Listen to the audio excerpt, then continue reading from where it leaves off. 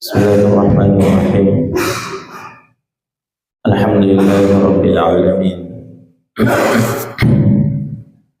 Wal 'aqibatu lil muttaqin wala 'udwana illa 'alal zalimin. Asyhadu an la ilaha illallah wahdahu la syarika lah. Al-Malikul Haqqul Mubin. Wa asyhadu anna Muhammadan 'abduhu wa rasuluh.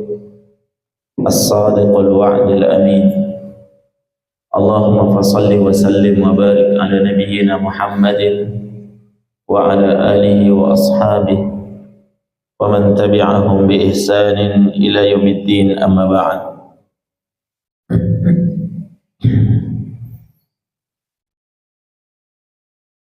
Ikhwani wa akhwati fid din,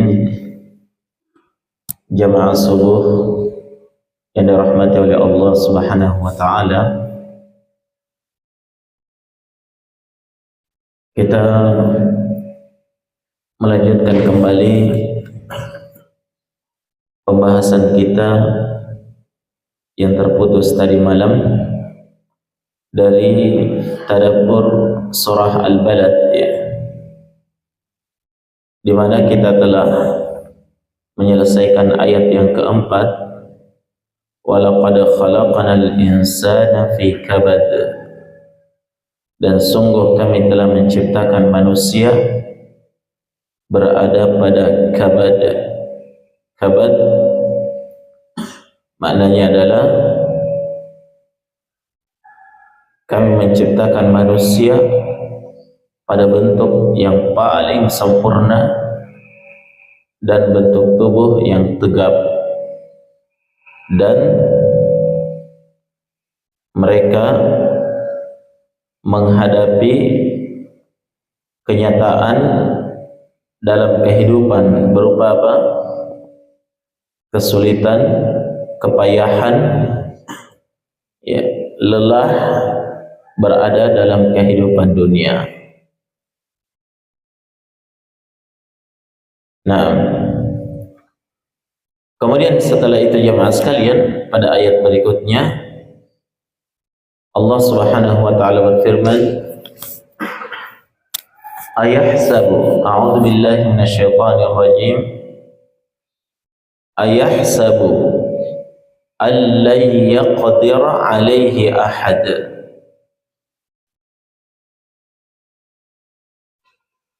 Apakah manusia itu menyangka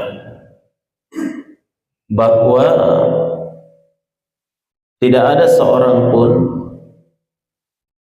yang mampu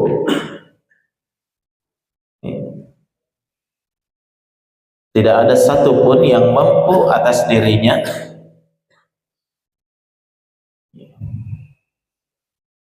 Asy-Syaikh Ibnu Utsaimin rahimahullah dalam tafsir Juz Amma, beliau berkata tentang ayat ini, ayahsabu an la yaqdir 'alaihi ahad, ay anna al-insana fi nafsihi wa quwwatihi yadhunnu an la yaqdir 'alaihi ahad li'annahu fi 'unfuwani shababihi wa quwwatihi wa kibriyaihi wa ghatrasatihi fayaqulu la ahada yaqdiru 'alayya ana a'malu ma syi'tu. Kata Syekh, makna daripada ayat ini yaitu manusia ketika dia telah merasakan pada dirinya dia berada di atas kekuatannya, maka dia menyangka bahwa tidak ada satupun yang mampu atas dirinya karena dia telah berada pada puncak kepemudaannya. Puncak kepemudaan itu pada umur 30-40 tahun. 30 sampai 40 tahun itu adalah puncak kepemudaan. Orang-orang pada masa ini jamaah sekalian merasa dirinya paling kuat, ya, hebat, bisa melakukan apa saja yang dia inginkan. Nah, nanti setelah 40 tahun ke atas mulai menurun kekuatannya dan keinginannya. Dia berada di atas puncak kepemudaannya dan puncak kekuatannya, puncak kesombongannya. Maka di saat itulah dia berkata, la ahada yaqdiru alai, tidak ada satupun yang mampu terhadap diriku, tidak ada yang mampu mengalahkan, tidak ada yang mampu menguasai, tidak ada yang mampu mengatur atas diriku. Ya. Apa yang disebutkan oleh Allah dalam ayat ini, ikhwani fillah, itu asal dari kondisi umum anak cucu Adam, kecuali orang-orang yang dirahmati oleh Allah Subhanahu wa taala, dibekali dengan ilmu kitabullah dan sunnah, memahami hakikat daripada kehidupannya dan ubudiyah, penghambaan dirinya kepada Allah. Ini yang tidak merasakan hal tersebut. Tapi orang-orang yang tidak dibekali dengan ilmu kitabullah dan sunnah, apalagi tidak memiliki keimanan di dalam hatinya, maka rata-rata manusia ketika sampai pada puncak kepemudaannya, kekuatannya, kehebatannya, terlebih lagi ketika dia memiliki harta benda, di saat itulah dia merasa tidak ada satupun yang bisa mampu atas dirinya. Makanya muncul istilah ketika para pemuda berada di atas puncak kepemudaannya, merasa diri paling hebat. Apa istilahnya? Dilarang melarang. Ya. Tidak mau lagi dilarang, tidak mau lagi diatur. Ya. Maka Allah ingatkan dalam ayat ini, ayahsabu an la yaqdira alaihi ahad. Apakah dia menyangka bahwa tidak ada satupun yang mampu atas dirinya? Dan ini yang dialami oleh kebanyakan manusia, kecuali yang kita sebutkan tadi. Allah rahmati dia dengan ilmu. Coba perhatikan umat-umat terdahulu yang dihancurkan oleh Allah dengan azab, dengan kemurkaan dari Allah. Rata-rata mereka berada di atas kondisi ini. Kondisi merasa tidak ada yang mampu atas dirinya. Allah Subhanahu wa taala berfirman, ini contoh ya dari umat terdahulu tentang kaum 'Ad. Kata Allah Subhanahu wa taala, fa amma 'adun fastakbaru fil ardi wa qalu fastakbaru fil ardi bighairil haqq wa qalu man ashaddu minna quwwah. Maka adapun kaum 'Ad, ya, adapun kaum 'Ad, kaumnya Nabi siapa ini? Nabi Hud, ya, yang dihancurkan oleh Allah dengan petir, dengan angin kencang. Apa kata Allah? Adapun kaum 'Ad, fastakbaru fil ard, mereka adalah kaum yang congkak, merasa sombong, berada di atas permukaan bumi. Lihat bentuk kecongkakannya. Wa qalu, dan mereka berkata, man asyaddu minna quwwah, siapakah orang yang lebih hebat kekuatannya dari kami? Betapa tidak jemaah sekalian, Allah berikan mereka kekuatan, kemampuan dari sisi pembangunan, sampai-sampai mereka itu membuat bangunan-bangunan tinggi dari gunung batu yang dipahat. Kalau sekarang kita bangun gedung-gedung pencakar langit itu dari apa? Paling dari semen, batu bata, bata ringan. Kalau mereka ya membuat rumah-rumah mereka itu dari gunung batu yang dipahat. Ketika Allah berikan kekuatan itu, disitulah mereka merasa berada di atas puncak kesombongannya. Man asyaddu minna quwwah, siapakah yang lebih kuat daripada kami? Allah Subhanahu wa taala menjawab kesombongan mereka. Awalam yarau anna Allah alladhi khalaqahum huwa asyaddu minhum quwwah. Tidakkah mereka perhatikan bahwa Allah yang telah mencipta mereka, maka dialah Allah yang lebih hebat kekuatannya daripada mereka. Karena Allah yang berikan semuanya itu. Ya, baik, namanya manusia yang sudah lupa diri. Di saat dia memiliki kekuatan dan kehebatan itu, di saat itulah dia merasa apa? Congkak tinggi di atas permukaan bumi ini. Nah, selain daripada kekuatan pada jiwanya, pada kepemudaannya, ya, Allah Subhanahu wa taala sebutkan di antara perkara yang menjadikan banyak anak cucu Adam itu merasa hebat, merasa tidak ada yang bisa menguasai, merasa tidak ada yang bisa mengatur dalam kehidupan dunia ini. Di antara sebabnya disebutkan pada ayat berikutnya, yaqulu ahlaktu malan lubada. Dan dia berkata, anak cucu Adam itu berkata, ahlaktu malan lubada, sungguh saya telah menghabiskan harta benda yang sangat banyak. Ternyata jemaah sekalian, di antara perkara yang banyak menjadikan anak cucu Adam itu lalai dan sombong, itu adalah harta benda yang Allah titipkan kepada dirinya. Saya punya sekian, saya punya sekian, saya sudah berkorban sekian, ya, saya sudah menghancurkan sekian banyak harta benda dalam modal usaha ini, bisnis itu, perkebunan ini, perkebunan itu, yang pada akhirnya jemaah sekalian menjadikan dia merasa tidak ada satupun lagi yang bisa menghalangi dia. Ya, makanya sebagian orang itu merasa bahwa ketika harta ada, uang ada, apapun bisa dimiliki, apapun bisa dilakukan, kan begitu ya? Apapun bisa dibayar. Nah, kalau dia punya uang, ya,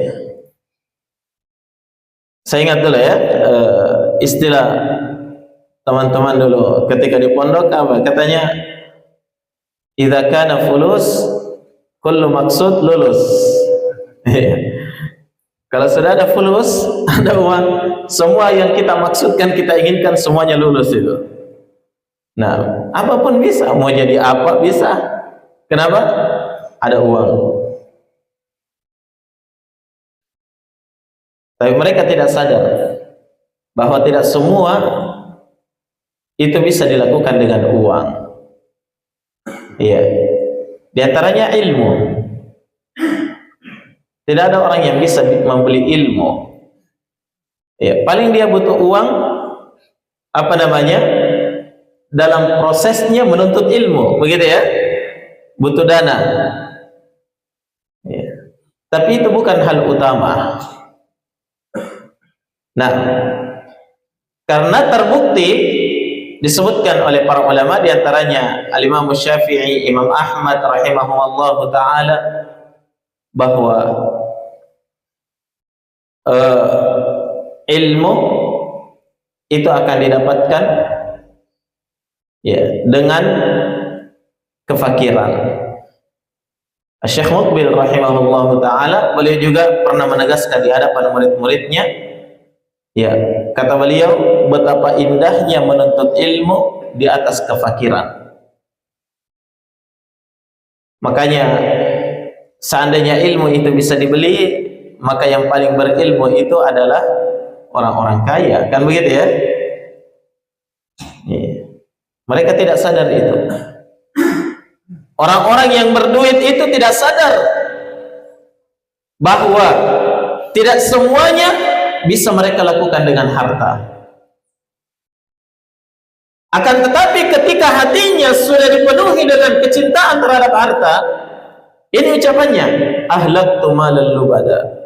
Saya telah mengorbankan banyak sekali harta untuk ini, untuk itu. Nah, akhirnya ini yang membuat mereka lalai, dihitung setiap hari. Ya, sudah berapa modal yang masuk? Investasi berapa? Nah, ini yang dibahas setiap hari. Tohor, HL. Hati-hati. Masuk dalam apa? Perlalaian yang disebutkan oleh Allah Subhanahu wa taala di sini. Ahlaktu malal lubada. Saya telah menghabiskan banyak harta. Untuk bisnis ini sekian miliar. Untuk bisnis itu sekian miliar. Wah, ini yang dibahas terus. Iya. Orang-orang yang terlalai di dunia travel, oh ini juga yang dibahas terus. Ya. Orang-orang yang terlalai di dunia bisnis, terlalai di dunia apa namanya ini dan itu, subhanallah. Ya. Dan jujur jamaah sekalian, ya, banyak di antara kita yang terlalai dalam masalah ini. Ketika fakir dulu, ya, betapa indah kita berada di atas ilmu. Ketika Allah bukakan pintu-pintu harta, di saat itulah kita banyak terlalai dan lupa terhadap ilmu. Nah, maka ikhwani fillah, ayat ini adalah peringatan besar bagi kita bahwa di antara perkara yang banyak menjadikan manusia itu congkak terhadap Allah Subhanahu wa taala itu adalah apa? Perkara harta ini. Nah, kemudian setelah itu Allah Subhanahu wa taala menyebutkan mengingatkan beberapa nikmatnya kepada manusia, dan ini adalah nikmat yang tidak bisa dibeli dengan harta, tapi benar-benar anugerah dari Allah. Kata Allah Subhanahu wa taala, alam naj'al lahu 'ainain wa lisanan wa syafatain wa hadainahu an-najdain. Alam naj'al lahu 'ainain. Ini Allah datangkan dalam bentuk sighah pertanyaan. Ya. Pertanyaan yang tidak butuh jawaban karena semua orang tahu jawabannya. Tapi Allah datangkan dalam bentuk pertanyaan untuk lebih menekankan, ya, agar manusia benar-benar mengingat nikmat-nikmat yang luar biasa ini. Apa itu? Yang pertama, alam naj'al lahu 'ainain. Bukankah saya telah menjadikan, menciptakan untuk manusia itu memiliki dua mata? Oh, Masya Allah. Mata ini adalah nikmat yang paling hebat. Dengannya kita bisa melihat dunia, dengannya kita bisa melihat warna-warni, dengannya kita bisa melihat apa saja yang Allah Subhanahu wa taala anugerahkan kepada kita. Nah, dan ini adalah nikmat yang benar-benar anugerah dari Allah, tidak ada yang bisa membeli. Kalaupun saat ini ada, ya, dalam ilmu kedokteran alat-alat canggih yang bisa dilakukan oleh para dokter-dokter spesialis ya untuk mengobati, operasi dan yang lain sebagainya, itu hanyalah upaya yang terkecil ketika dibandingkan dengan nikmat yang Allah berikan kepada kita. Karena buktinya jamaah sekalian, berapa banyak mata-mata yang rusak mereka tidak bisa perbaiki. Ya, oh ini sudah buta permanen, tidak ada lagi jalan. Kenapa? Karena Allah Subhanahu wa taala mencabut nikmat itu. Maka kedua mata kita ini adalah apa? Peringatan kepada kita semuanya. Ketika dia sehat, naam, maka wajib bagi kita untuk mempergunakannya pada perkara yang terbaik, pada perkara yang diridhai oleh Allah Subhanahu wa taala. Ya. Karena sekedar pandangan dengan ekor mata saja semua Allah tahu. Dan berapa banyak orang yang terjatuh dalam maksiat dengan matanya, terutama di zaman kita sekarang ini, ya, dengan kecanggihan teknologi dan informasi, untuk melakukan maksiat dengan kedua mata kita tidak perlu keluar rumah. Semuanya ada di dalam kantong kita. Buka HP sebentar, lihat aurat. Nonton YouTube saja ceramah, Masya Allah. Nonton daurah, diselingi, ya, dengan apa? Dengan perkara-perkara yang dapat merusak keimanan seseorang melalui pandangan mata. Ya. Dan berapa banyak perkara yang bisa dilakukan oleh manusia berawal dari matanya. Ya.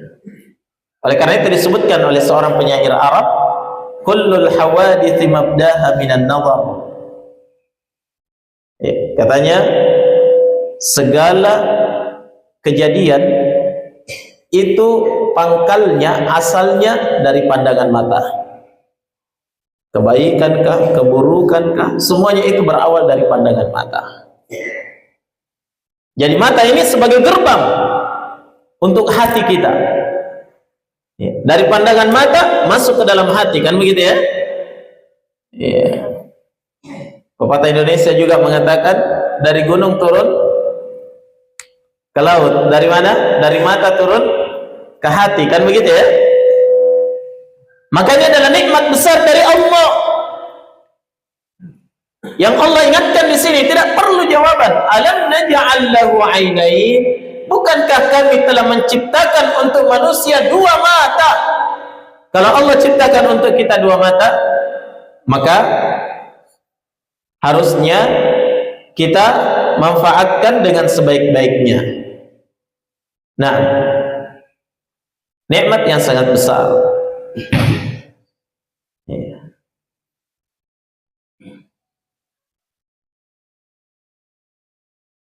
Kata Syekh Ibn Utsaimin rahimahullah ta'ala, yakni alam naj'al lahu 'ainain, yakni yubsiru bihima wa yara fihima, wa hatani al-'ainan tu'addiyani ila al-qalbi ma nadhara ilayhi al-insan, fa in nadhara nadratan muharramatan kana athiman, wa in nadhara nadran yuqarribuhu ila Allah kana ghaniman.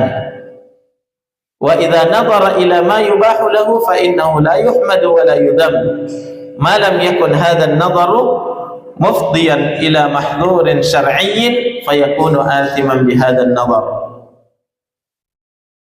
Bukankah kami menciptakan untuk dia dua mata, yakni yang dia bisa melihat dengan kedua matanya, dia bisa memandang dengan kedua matanya. Dan dua mata ini, kata beliau, dua mata ini, inilah yang mengantarkan sesuatu masuk ke dalam hati. Ya, ingat dalam hadis Nabi mengatakan apa? Hati ini, ya, Kalau dia baik, akan baik seluruh amalan yang lain. Kalau dia rusak, semua anggota tubuh akan rusak. Ternyata jamaah sekalian, gerbang daripada hati ini adalah mata. Nah, apa yang dilihat oleh manusia itu yang masuk ke dalam hatinya. Coba bayangkan ya. Makanya jangan memandang remeh dengan pandangan mata kita. Makanya Allah perintahkan secara khusus dalam surah An-Nur ya. Perintah khusus untuk laki-laki, tundukkan pandangan. Perintah khusus untuk wanita, tundukkan pandangan. Qul lil mu'minina yaghuddu min absarihim wa yahfadhu furujahum. Perintahkan kepada orang-orang yang beriman laki-laki, ya, agar mereka menundukkan pandangan mata mereka dan menjaga kemaluannya. Pada ayat berikutnya Allah katakan, wa qul lil mu'minat yaghdudna min absarihinna wa yahfadna furujahun. Perintahkan kepada wanita mukminat agar mereka itu menjaga pandangan matanya dan senantiasa menjaga kemaluannya, kehormatannya. Allah perintahkan kita untuk menundukkan pandangan mata, karena ini adalah gerbang untuk hati kita. Apa yang kita lihat, itu yang terbetik di dalam hati. Sedikit banyaknya pasti punya pengaruh di dalam hati. Cerita mati itu kalau ada yang mengatakan, tidak apa-apa, saya lihat apa saja, hati saya ini sudah kebal. Cerita mati. Kenapa? Karena sudah menjadi ketetapan Allah, apa yang dilihat oleh mata, itu yang akan masuk ke dalam hati seseorang. Fa in nadhara nadratan muharramatan kana atiman. Kapan dia melihat pandangan-pandangan yang haram, pemandangan-pemandangan yang haram, maka dia pun berdosa dengan itu. Dan jika dia melihat ya perkara-perkara yang mendekatkan dia kepada Allah, melihat Al-Quran, ya, melihat nasihat-nasihat agama, na'am, memandang sesuatu yang menyejukkan hati dari ketaatan kepada Allah, kana ghaniman, dia itulah orang yang beruntung.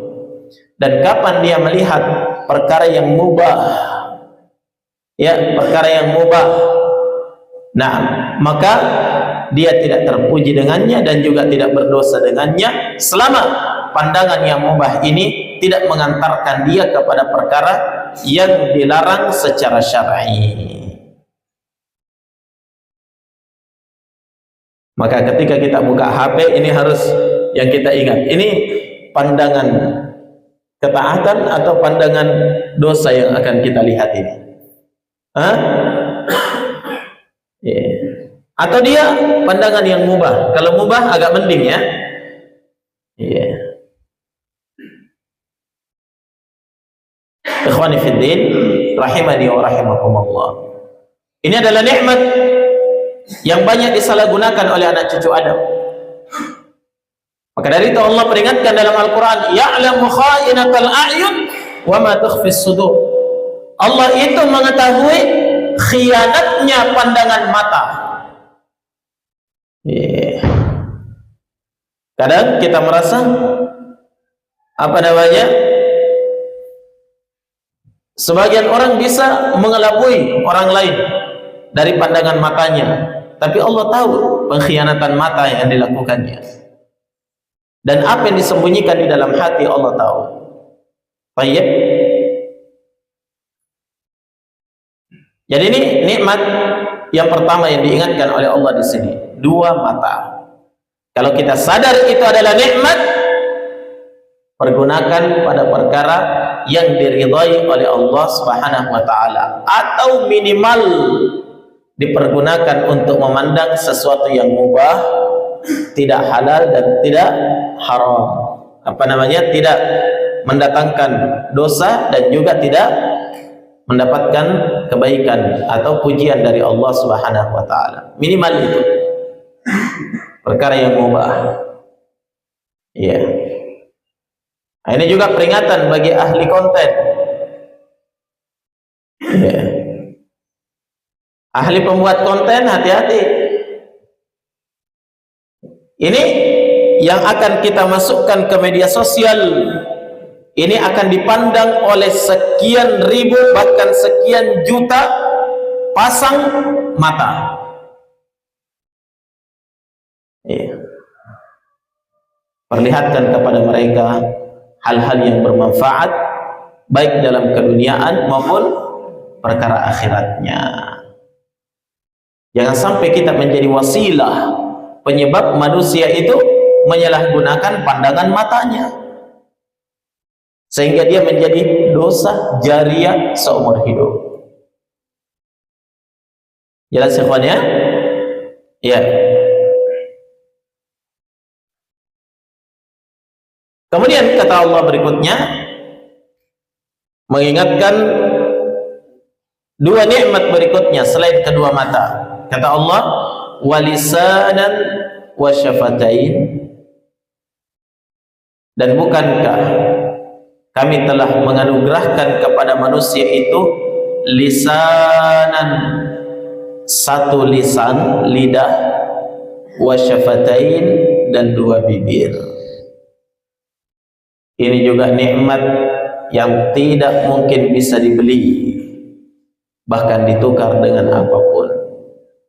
Lisan menjadikan manusia mampu berbicara sehingga dia mengekspresikan apa yang tersembunyi di dalam hatinya, bisa mengutarakan maksud hatinya. Itu dengan apa? Dengan lisan. Nah, satu lisan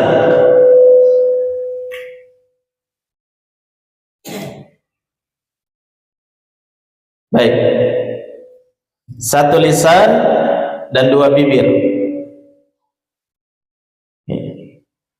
Perhatikan jemaah sekalian, nikmat ini kalau ada orang yang kehilangan lisannya, maksudnya tidak mampu mempergunakan lisannya, ya, orang-orang yang tidak bisa bicara, naam,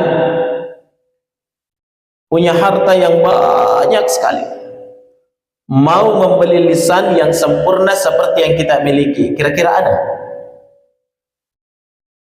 Tidak ada, sebanyak apapun hartanya. Begitu ya? Iya. Dua bibir, lisan dan dua bibir ini adalah alat komunikasi kita, dan itu adalah anugerah dari Allah. Nah, anugerah dari Allah. Maka dari itu jemaah sekalian, kewajiban atas kita adalah mempergunakan nikmat besar ini ketika Allah berikan kepada kita lisan dan kedua bibir untuk mempergunakannya pada hal-hal yang diridhai oleh Allah Subhanahu wa taala. Allah berikan kepada kita nikmat ini bukan untuk disalahgunakan, tapi untuk kita pergunakan pada perkara yang baik. Nah, lisan digunakan untuk membaca Al-Quran, digunakan untuk menasihati, digunakan untuk mengucap berzikir kepada Allah dan mengucapkan kalimat-kalimat thayyibah, kalimat-kalimat yang baik. Karena kapan dia disalahgunakan? Berapa banyak orang-orang yang binasa di hadapan Allah pada hari kiamat karena lisannya. Makanya Nabi Sallallahu Alaihi Wasallam menjadikan lisan kita ini bagian dari apa? Bagian dari keimanan. Dalam hadis yang masyhur, "Man kana yu'minu billahi wal yawmil akhir falyaqul khairan aw liyasmut." Siapa saja yang mengaku dirinya beriman kepada Allah dan hari akhir, hendaklah dia berucap dengan ucapan yang baik atau diam. Kalau tidak bisa lagi berucap dengan ucapan yang baik, lebih baik diam daripada ghibah, daripada namimah, daripada mencela, daripada mencerca, daripada menuduh, daripada ini dan itu. Diam.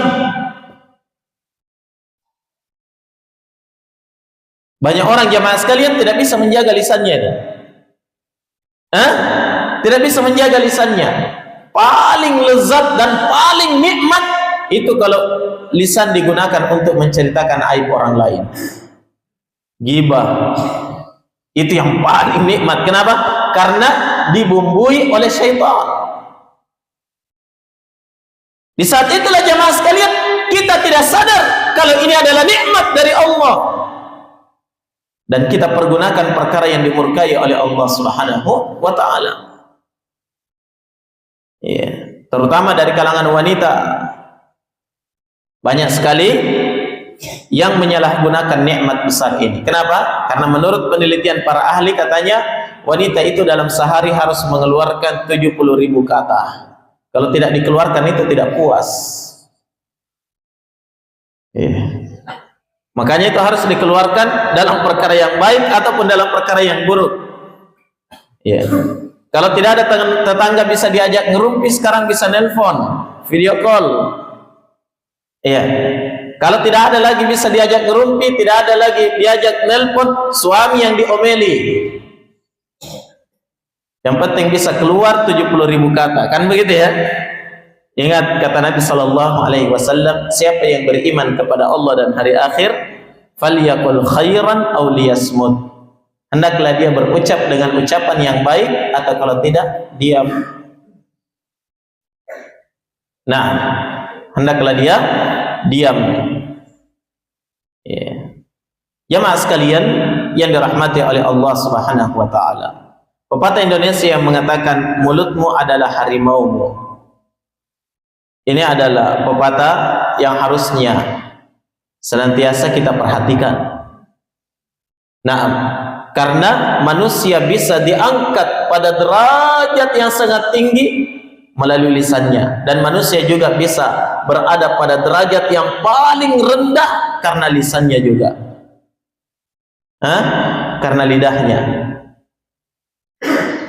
Makanya jemaah sekalian, Allah peringatkan betul di sini. Kami ciptakan untuk kamu satu lisan dan dua bibir. Perhatikan, jangan disalahgunakan. Nah, maka ikhwani fiddin rahimani wa rahimakumullah, dengan lisan inilah ada orang-orang di hadapan Allah yang akan selamat, dan ada orang-orang yang juga akan binasa dan celaka di hadapan Allah nanti melalui lisan ini. Karena lisan ini, maka Nabi sallallahu alaihi wasallam bersabda, wa innar rajula la yatakallamu bil kalimah min ridwanillah la yulqi laha balan yadkhulu biha fil jannah, yadkhulu bihal jannah.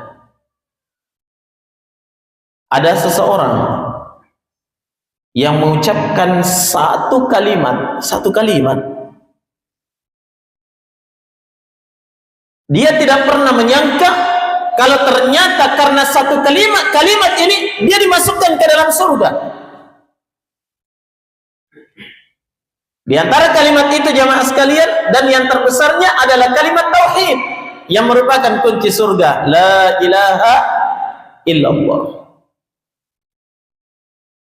Orang tidak sadar kalau satu kalimat ini memasukkan dia ke dalam surga, dan sebaliknya, wa innar rajula la yatakallamu bil kalimah min sakhatillah, dan ada orang yang mengucapkan kalimat-kalimat dari kalimat yang dimurkai oleh Allah, la yulqi laha balan yahwi biha fi jahannam. Dia tidak menyadari kalau ternyata gara-gara satu kalimat ini menjadikan dia dilemparkan ke dalam neraka jahannam. Waliyadzubillah.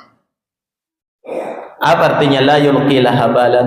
Dia tidak menyadari, dia tidak menyangka. Artinya dia tidak pernah terbetik dalam hatinya kalau gara-gara satu kalimat dia terjatuh ke dalam neraka jahannam.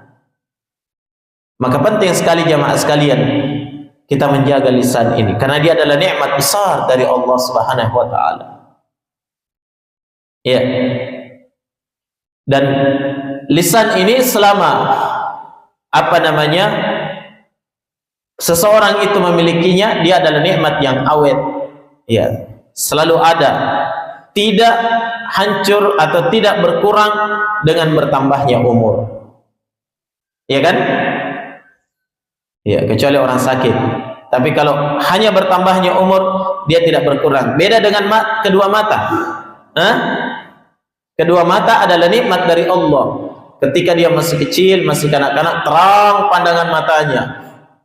Sampai pada puncak kepemudaannya, Masya Allah, terang pandangan matanya. Tapi setelah 40 tahun ke atas, mulai berkurang pandangan mata itu. Dicabut sedikit demi sedikit nikmat itu dari Allah. Begitu ya? Dan sekaligus itu adalah peringatan dari Allah bahwa semakin dekat waktunya engkau melakukan perjalanan kembali kepada Allah Subhanahu wa taala. Nah, kalau lisan tidak, ya, dia tidak berkurang dengan bertambahnya umur. Maka dari itu ikhwani fillah, ya, syukuri dan benar-benar syukuri nikmat ini dengan cara apa? Mempergunakannya pada perkara yang diridhai oleh Allah. Karena hanya ada dua pilihan yang diberikan oleh Nabi. Falyakul khairan, berucap dengan ucapan yang baik, apakah kebaikan dunia ataupun akhirat, atau kalau tidak apa? Yasmut, diam.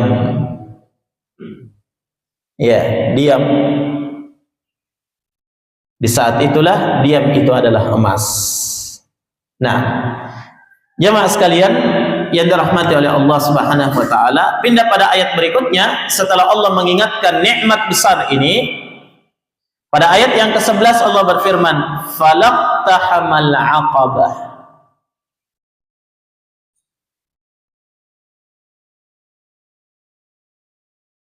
Tidakkah manusia itu memilih al-aqabah? Al-aqabah, apa itu al-aqabah? Ya, kita mungkin ingat dalam pelaksanaan ibadah haji ada yang namanya melontar jamrah. Ada 3 jamrah ya, jamrah aqabah atau disebut juga dengan jamrah kubra, jamrah wusta, dan jamrah sugra. Nah, di antaranya adalah jamrah aqabah. Apa yang dimaksud dengan al-aqabah? Disebutkan oleh para ulama ahli tafsir. Saya bacakan di sini keterangan dari Syekh Ibnu Utsaimin rahimahullah. Kata beliau, hiya at-tariqu fil jabalil wa'r wa la syakka anna iqtihama hadhihi al-aqabah syaqqun 'ala an-nufus. La yatajawazuhu aw la yaqumu bihi illa man kana 'indahu niyyatun shadiqah fi tajawuzi hadhihi al-aqabah. Al-aqabah itu adalah at-tariq, jalan fil jabal yang berada di pegunungan, al-wa'r yang sangat sulit. Jalan sulit penuh dengan cadas, ya, mendaki. Jadi mendakinya itu bukan sekedar mendaki. Kalau mendaki tapi aspal kan aman. Tapi ini mendaki, ya, al-wa'r, penuh dengan kesulitan dalam pendakian itu. Berliku dan penuh dengan tantangan. Itulah al-aqabah. Penuh dengan kerikil-kerikil tajam.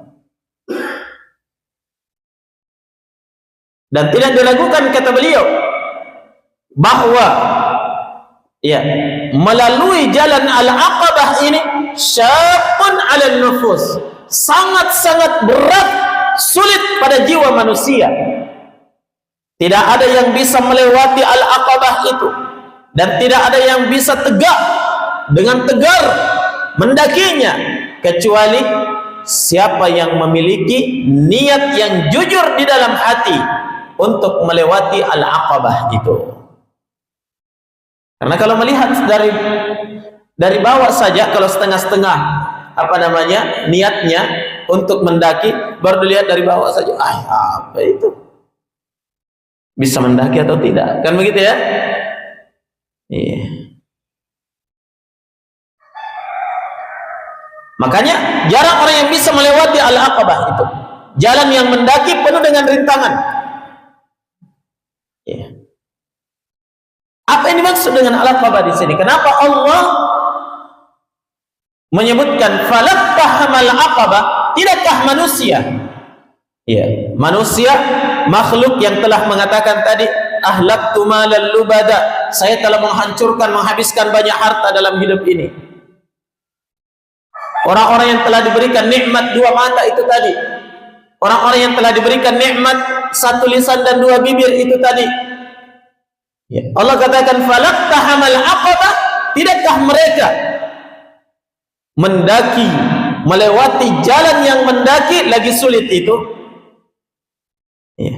Kenapa Allah sebutkan di sini jalan yang mendaki lagi sulit? Apa yang dimaksudkan oleh Allah di sini? Ya. Tidak mungkin yang dimaksud oleh Allah di sini adalah olahraga manjat tebing. Tapi itu hanyalah perumpamaan. Tapi yang dimaksud oleh Allah di sini disebutkan pada ayat berikutnya, wa ma adraka mal aqabah, dan tahukah kalian apa yang dimaksud dengan al-aqabah itu?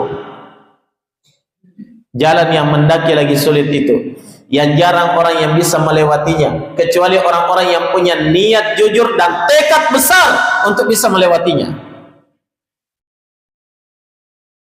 Apa yang dimaksud dengan al-aqabah itu? Kata Allah, fakku raqabah. Dia adalah amalan dalam bentuk membebaskan budak. Au it'amun dhi fi yaumin dhi masghabah, atau memberi makan di hari yang semua manusia merasa kesulitan. Yatiman dza maqrabah, yang dia beri makan adalah anak yatim yang masih memiliki hubungan kerabat dengannya. Au miskinan dza matrabah, atau orang miskin yang betul-betul sangat membutuhkan. Ternyata ini yang dimaksud oleh Allah, jalan yang mendaki lagi sulit. Ingat ya, dalam menempuh jalan yang mendaki lagi sulit itu banyak orang yang gugur. Tidak semua orang bisa melewatinya. Ya, ternyata jalan yang mendaki lagi sulit itu adalah amalan-amalan ini. Amalan-amalan harta. Amalan yang membutuhkan harta jamaah sekalian. Ya, apa itu? Yang pertama, fakku raqabah, membebaskan seorang budak. Tidak sedikit dana yang dibutuhkan untuk membebaskan seorang budak di zaman dahulu. Walaupun di zaman kita sudah tidak ada lagi budak. Tapi di zaman dahulu, subhanallah, membebaskan seorang budak muslim atau muslimah itu sangat-sangat menolong saudara kita itu. Tapi itu tidak sedikit dana yang dibutuhkan. Coba bayangkan, budak itu berapa harganya? Ya. Teringat dalam kisah Salman Al-Farisi radhiyallahu taala, beliau adalah seorang orang Persia yang mengejar hidayah, ya. Iya. Dan diperbudak di Madinah ketika itu oleh seorang Yahudi. Nah, ketika dia datang kepada Nabi sallallahu alaihi wasallam dan tahu beliau adalah budak, apa kata Nabi? Katib ya Salman, wahai Salman, bebaskan dirimu dari perbudakan. Salman Al-Farisi kembali kepada tuannya bertanya, saya mau membebaskan diri, apa imbalannya? Ya, imbalannya yang pertama adalah kamu harus memberikan kepada saya, kata tuannya, sekian ratus pohon kurma yang sudah berbuah, bukan yang baru ditanam. Saya lupa berapa ratus pohon yang diminta. Itu yang pertama. Ya, kalau kita di sini kelapa sawit berapa hektar kira-kira? Sekian ratus pohon. Ratusan pohon kelapa sawit itu berapa hektar? Yang sudah berbuah itu berapa harganya? Bukan berbuah ya, sudah tumbuh kata tuannya. Jadi bukan bibit yang baru ditanam, tidak tahu ini nanti tumbuh atau tidak. Tapi bibit yang sudah ditanam dan sudah tumbuh. Itu berapa harganya? Yang kedua, kata tuannya, kamu harus berikan kepada saya sekian auqiyah daripada emas. Ya, sekian auqiyah dari emas. Yang ternyata jemaah sekalian, ini sebagai perbandingan saja ya, harga budak di zaman dahulu. Ya, setelah Nabi dan para sahabatnya membantu Salman Al-Farisi menanam apa? Menanam sekian ratus pohon kurma itu, dan semuanya tumbuh karena ditanam langsung, ya, melalui apa? Dengan tangan Rasulullah Sallallahu Alaihi Wasallam yang penuh berkah. Semuanya tumbuh. Sisa apa? Sekian auqiyah daripada emas, sehingga Salman belum terbebas dari perbudakan. Setelah terjadi peperangan, Nabi Sallallahu Alaihi Wasallam bertanya, ya, Ainal Farisiyul Mukatib, mana orang Persia yang mau membebaskan budaknya itu? Oh, orang-orang pergi panggil Salman datang. Ketika dia didatangkan, Masya Allah, Nabi berikan kepadanya emas sebesar telur ayam. Antum sudah pernah punya emas segitu? Iya. Berapa kira-kira timbangannya itu? Berapa gram? Iya. Emas sebesar telur ayam, kata Nabi, bebaskan dirimu dengan perbudakan ini. Salman ambil itu pun dalam keadaan ragu, cukup atau tidak ini? Tapi karena yakin ini perintah dari Nabi, dia ambil, dia bawa kepada tuannya, ditimbang, ternyata mencukupi untuk membayar perbudakan beliau. Itu harga budak. Telur sebesar telur ayam, semuanya emas murni. Berapa itu? Ya, dan berapa harganya? Ditambah sekian hektar kebun kurma. Nah, berapa itu harganya? Untuk menghabiskan harta sebanyak itu demi membebaskan seorang budak yang kita tidak dapatkan apa? Tidak mendapatkan hasil apa-apa dari situ. Beda misalnya kalau sekian ratus juta masuk di investasi, ada yang ditunggu, kan begitu? Tiap 2 pekan, begitu tadi ya.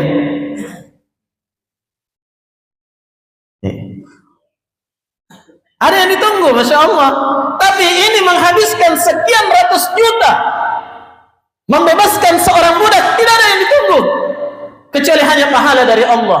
Bukankah ini jalan yang begitu berat dan sukar untuk dilewati? Jelas? Makanya Allah katakan falaqtahamal aqabah, tidakkah manusia itu mau menempuh jalan yang mendaki dan sulit? Sulit sekali ini. Makanya jarang orang yang bisa melakukannya. Orang kaya banyak, tapi untuk melakukan itu di zaman adanya perbudakan jarang yang bisa melakukannya. Apalagi di antara jalan yang mendaki lagi sulit, au it'amun fi yaumin dhi masghaba, atau memberi makan kepada manusia di hari yang penuh dengan kesulitan. Artinya apa? Semua orang kesulitan di hari itu, semua orang susah, tapi masih ada orang yang bisa memberi makan kepada orang lain. Berat. Padahal memberi makan keluarga saja besok belum tentu ada, tapi di hari ini dia bisa beri makan kepada orang. Iya. Coba bayangkan ya, kalau orang memberi makan kepada orang lain, sedekah Jumat, ya contoh ya, contoh. Ya, sedekah Jumat, memberi buka puasa di bulan Ramadan, ya, tapi dalam keadaan bisnisnya lancar, ya, dalam keadaan bisnis lancar, omset sekian, marginnya sekian, ya jelas, dan dia punya banyak harta ketika itu, dan dia bisa beri makan kepada orang. Biar nasi kuning harga 70.000 bisa, begitu ya. Tapi coba bayangkan, kalau orang mau memberi makan kepada orang lain dalam keadaan dia juga kesulitan, iya, semua orang berada dalam kesempitan, di saat itu dia bisa memberi makan. Berat, iya.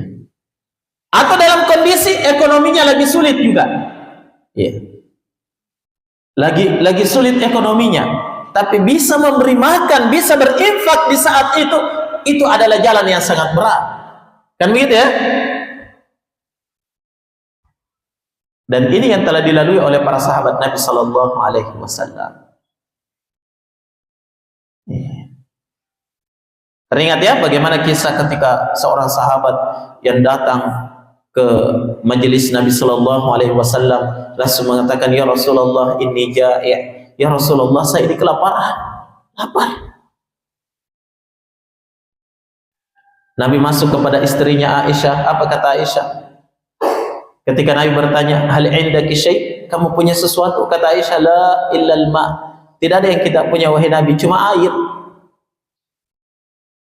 Pindah ke istri yang lain, tidak ada, cuma air. Pindah ke istri lain, jawabannya tidak ada, cuma air. Kalau orang sekarang seperti itu, pasti bilang, siapa suruh ke poligami? Tidak ada bisa memakan air saja di rumahmu, mau kau lagi poligami? Nah, semua istri Nabi mengatakan apa? La, tidak ada yang kita punya kecuali apa? Kecuali air. Setelah itu Nabi bertanya kepada para sahabatnya, man yudayyifu hadha? Siapa yang mau menerima orang ini sebagai tamunya? Seorang sahabat langsung, saya wahai Rasul. Kata Nabi, bawa dia ke rumahmu. Padahal dia belum tanya istrinya, ada yang bisa dimakan atau tidak?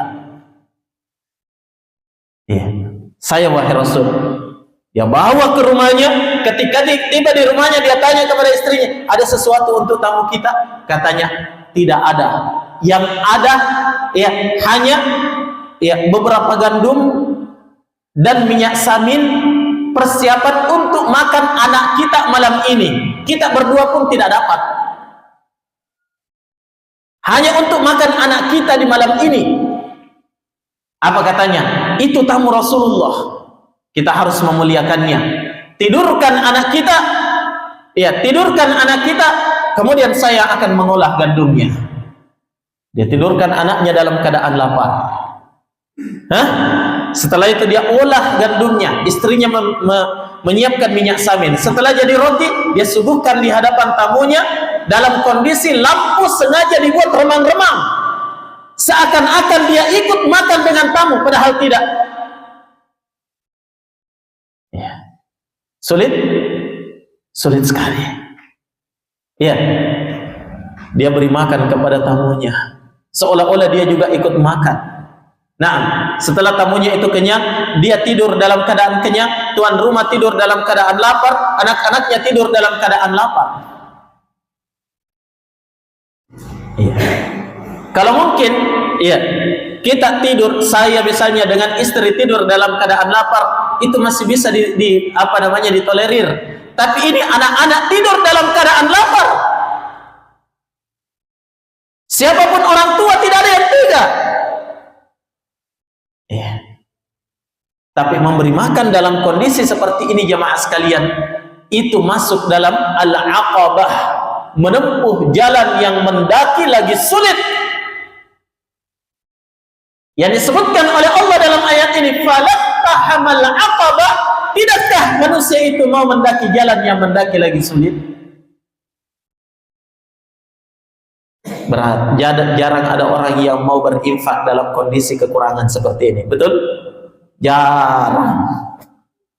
Kita pun jamaah sekalian hanya bisa menyebutkan kisahnya, belum tentu bisa mengikutinya. Tapi subhanallah, itulah jalan yang termulia yang telah disebutkan oleh Allah Subhanahu wa taala. Ya. Bagaimana para sahabat benar-benar membuktikan perkara ini, ikhwani fillah.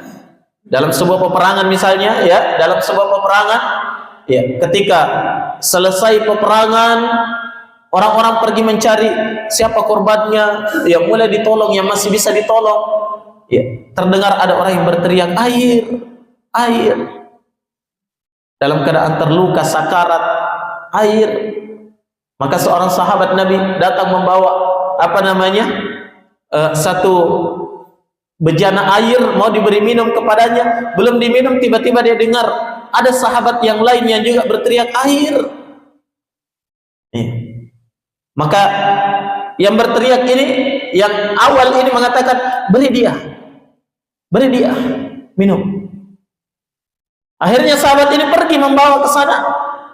Nah, belum sempat diberi minum, ada lagi yang berteriak air. Maka dia pun mengatakan, beri dia air. Ya, dahulukan dia. Maka dibawa ya bejana air ini kepada orang yang ketiga, belum sampai di sana, sudah meninggal orang yang ketiga. Sahabat ini kembali kepada orang yang kedua, ternyata sudah meninggal juga. Kembali ke orang yang pertama, ternyata sudah meninggal juga. Tidak ada yang minum air itu. Falaqtahamal aqabah.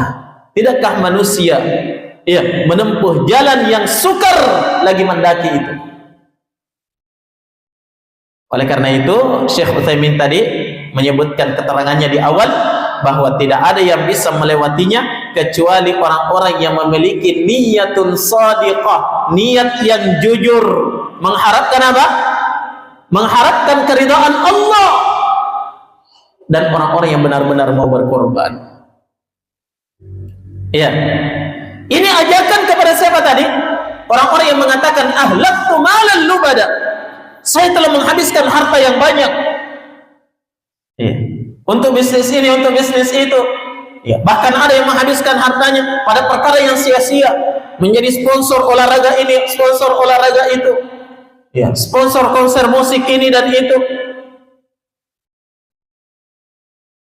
Orang-orang inilah yang diajak oleh Allah. Falaqtahamal aqabah. Tidakkah mereka mau mendaki jalan yang mendaki lagi sulit itu? Berat jamaah sekalian, berat. Maka dari itu butuh kita melatih diri, belajar dan terus belajar, ikhlas dan terus ikhlas, lapang dada dan terus lapang dada, sehingga jamaah sekalian Allah Subhanahu wa taala membukakan kita jalan yang terbaik dalam kehidupan ini untuk menggapai keridhaan Allah Subhanahu wa taala. Baik, sekira sampai di sini dulu apa yang bisa kita bahas ya. Jadi di antara jalan yang mendaki itu tadi memberi makan, satu lagi yaitu memberi makan di hari yang sulit, memberi makan anak miskin yang masih punya kekerabatan, atau memberi makan anak yatim yang masih punya kekerabatan, dan memberi makan orang miskin yang sangat butuh. Itu jalan al-aqabah. Ini yang harus kita ingat ya. Baik, sekira demikian naktafi bihadzal qadar. Subhanakallahumma bihamdik asyhadu an la ilaha illa anta astaghfiruka wa atubu ilaik. Walhamdulillahirabbil alamin. Fadhalu wahidakum.